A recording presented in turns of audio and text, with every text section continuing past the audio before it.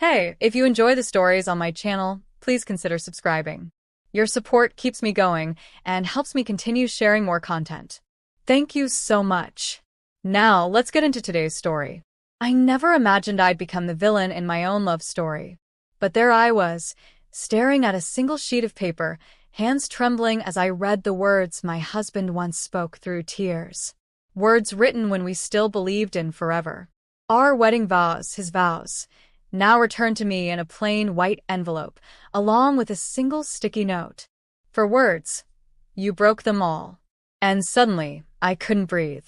The truth is, it didn't start with the affair. I need to be honest about that.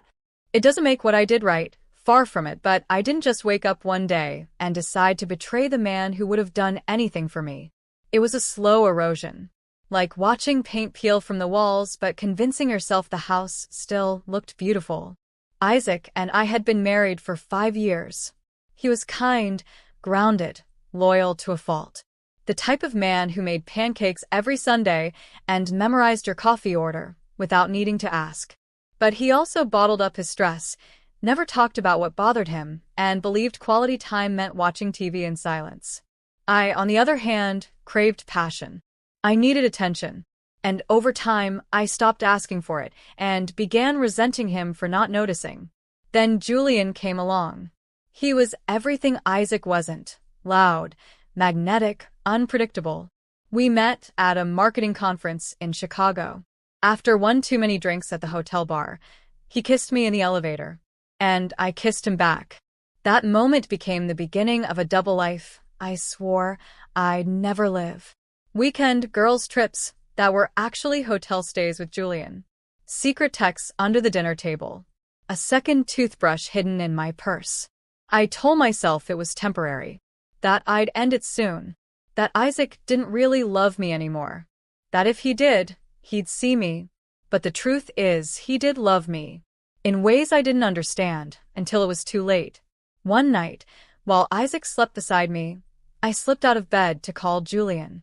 I curled up in the hallway, whispering into the phone. And then I heard the floorboards creak behind me. I turned, my heart racing, and saw Isaac. He just stood there, silent, staring at me. No yelling, no tears. Just the look of someone who no longer recognized the person standing in front of him. Then he turned around and walked back to bed. The next morning, he was gone. When I came downstairs, the house was spotless. His keys were gone, and his wedding band sat alone on the kitchen table. No note, no confrontation, just absence. Over the next few days, I called him, texted him, over and over. Nothing. I even went to his office. His assistant told me he was working remotely for a while. His mom wouldn't speak to me. I convinced myself he was just taking time, that he needed space, that maybe, somehow, we could fix this. That it was just one stupid, painful mistake. But then, a week later, the envelope arrived. No return address. Just my name. Inside were 2 things: a folded piece of paper and a yellow sticky note with those 4 words in Isaac's handwriting. You broke them all. My hands shook as I unfolded the letter. It was his vows. The ones he had written himself. The ones he kept in his wallet all these years. The ones he whispered through tears on our wedding day as I stood in white, promising to be his forever. I vow to choose you, even when life gets hard. I vow to listen, even when I don't understand. I vow to protect your heart, even if it means letting mine break.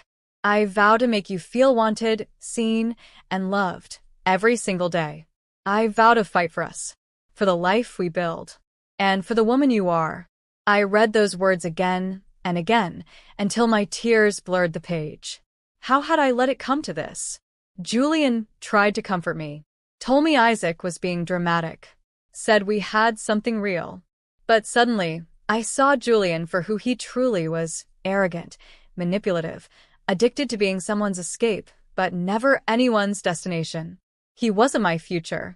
He was just my excuse. I ended it that night, blocked his number, deleted everything. It felt like walking out of a burning building only to realize I was the one who set it on fire.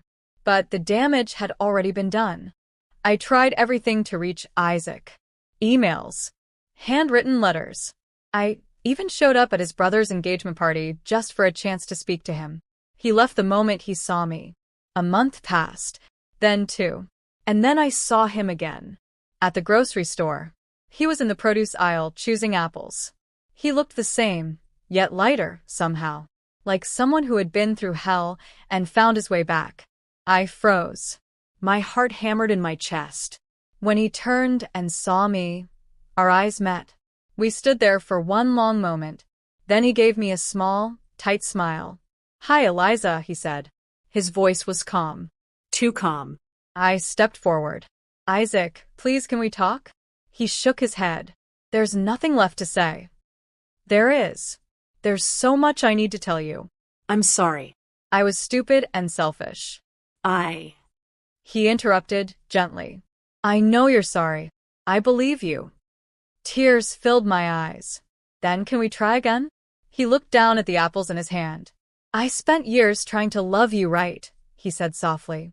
"But love isn't enough when the other person keeps looking somewhere else." "I'm not looking anymore," I whispered.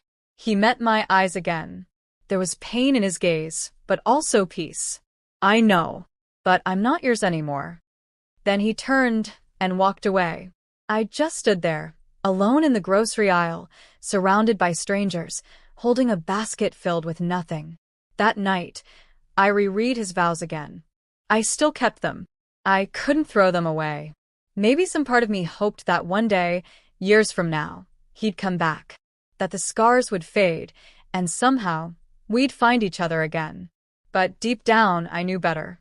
He loved me enough to write those words, and enough to walk away when I broke them. I cheated on my husband.